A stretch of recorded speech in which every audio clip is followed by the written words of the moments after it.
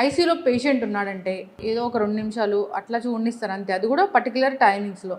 ఎందుకండి ఎప్పుడంటే అప్పుడు చూడనిస్తే బాగుంటుంది కదా. కరెక్ట్ అండి, కానీ ప్రాబ్లం ఎక్కడొస్తుంది అంటే సిస్టర్స్ టేక్ కేర్ చేస్తుంటారు, మానిటరింగ్ జరుగుతుంటారు. సో ఇప్పుడు పేషెంట్ రిలేటివ్స్ ఉన్నారనుకోండి, ఫీడ్ తెచ్చింటారు, ఒక 10 నిమిషాలు ఒక అర్ధ గంట తర్వాత ఇవ్వచ్చు, కానీ కొంతమంది ఏం చెప్తారు తెచ్చినాం ఇవ్వండి ఇట్లా అంటారు, అప్పుడు ప్రాబ్లమ్స్ వస్తాయి. సో ఇంకోటి patient himself he wants patient attended to stay by side, అది కామన్, ఎవరికైనా యాంగ్జైటీ ఉంటుంది.